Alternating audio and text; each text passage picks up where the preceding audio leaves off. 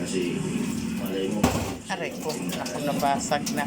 Pinabasag din. Kasi yung iwan, gamit ko kasi yung sa susunod, magkakaroon kayo ng puhunan, naibigyan nyo yung... Mag-guys ka din. Oh guys! Kasi gamit yun. Pag kailangan natin maghanap buhay para magpunan tayo. Huwag natin iasa sa iba yung pangangailangan natin. Unahin ang baso, sabi ko. May mga kanya-kanya. Di sa bibig ng baso. Hindi natin Dandahan lang, yung pera na pangbuhay sa ano, siyempre naghahanap buhay sila tapos makikita yung lagi. Kung minsan, nagkailangan dito kung lagi na hindi na alam mo ba na ang pinagpapala yung nagsisika. Ayaw na ganyan yung nagsisika pa. Huwag ka mo ganyan kasi ang naging mabigat yan sa pamumuhay. Kasi ikaw, ngayon may tindahan ka na. Kung sige mo kung tindahan mo ito, pag silapan mo, para mas lalo pang dumami yung blessing. Ha? Alam ko, tayo ngayon, wala kang si Ate Rubilin na magaling na baga. Si Rubilin, maraming nagagawa, nagpapantay na siya sa tindahan, sa tindahan nila Reggie dati, tapos nagpapantay na siya sa ospital, doon sa tiyan niya. Malaki ang improvement ninyo. Isipin niyo, huwag na kayo bumalik sa dati. Ha? Pag bumalik kayo sa dati, sana yun na yan. Labanan yung sakit niyo, libanin yung sarili niyo. Huwag kang matakot sa problema. Ayan, naghuhugas si Inab, guys. Sabi na Erin, Laban lang. si Erin, hindi ko na-injection din yun. Walang pag-inject. May tindahan na din yun.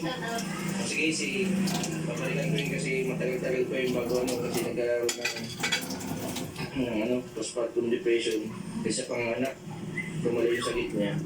Kaya pagkatapos itong maayos ko itong sa iyo, babalikan ko naman si Daisy.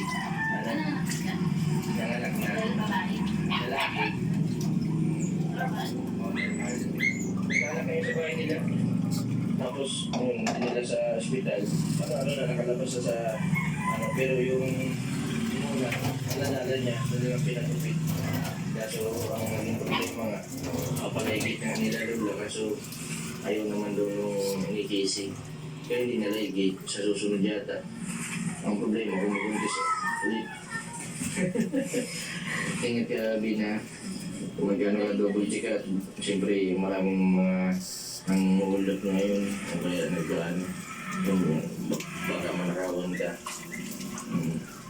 Basta itong uling na ito. Tingin ka dito, Dam. Tutulungan na kita mag-repa. Ay, huwag ganon. Hindi ka maayos, grabe ka ah. Paano makita yung mukha mo? Ano pa ulit ito, plastic? Na yung anak pala ni Vilma yan, ni Maria Vilma. Eh paano na maanuhin yan eh, simango.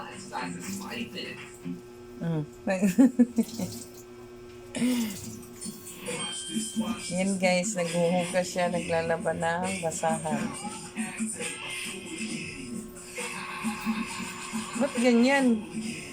Huwag mo na ilagay ganyan. Ito man. Konti lang. Chlorine.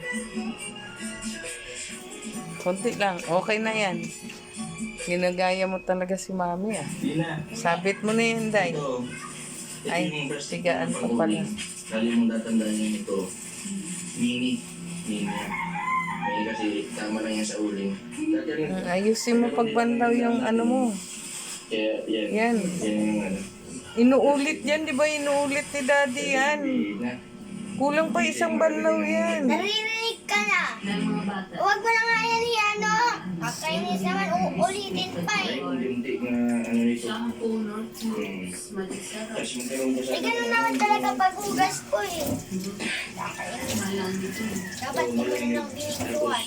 Ganyan naman talaga. Dito kasi may space ka dito. Dino, mali ka. Dito sa space na ito. Kapag nagkapera, Di ba kailangan maayos? Opo. Oh, yan ba tinuro ni Mami sa'yo? Hindi. Oh, nilalagay mo na yung talaga. Hindi kailangan magminaldita. Tinuturuan ka ni Mami para matuto ka, maging malinis. Maganda na, malinis pa. Hindi yung maganda, tapos dugyot naman. Magdasal na dito sa Kasi mamahalin ka ng labis ng asawa mo dahil malinis ka sa bahay, Malay mo, mabango yung tawag nito, higaan nyo. Kasi malinis ka, ayaw mo nang madumi. ay wala pala ako nito. Ganun yun. Pagka madumi ka sa bahay, wala. Iwanan ka ng asawa mo. Ay, dugyot naman yung babae na yun. Ni katiting na maalala, wala. Mabubuisit lang. Kasi nasa trabaho yung asawa mo. Pagdating niya, Diyos ko, tambak yung hugasan kasi dugyot ka lang eh. Ganun yun. Tinuturo sa'yo lahat ni Mami para sa'yo. Naintindihan? Opo.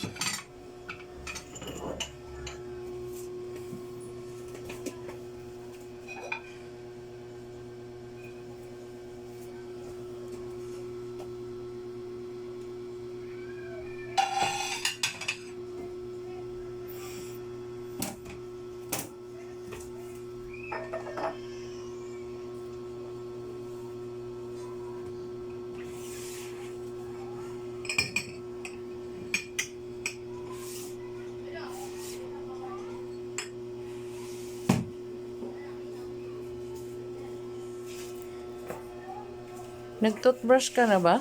Hindi pa. Saan yung toothbrush mo? Ayun. Akin na. Ay, hindi. Pagkatapos mo na mag-toothbrush kasi mababasa. Ay, papalit ka pa ng damit na tuhod. Sandali lang. Oh. Oh.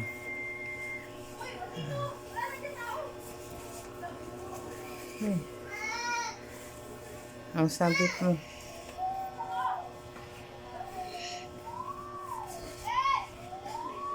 Sabit mo doon yan.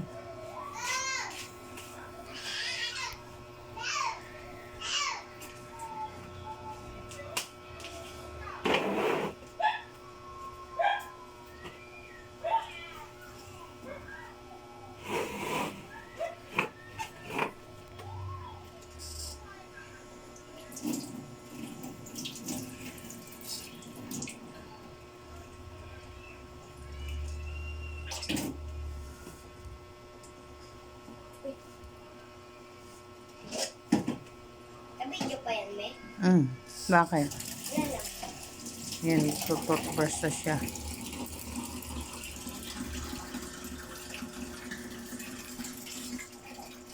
Bye-bye, guys.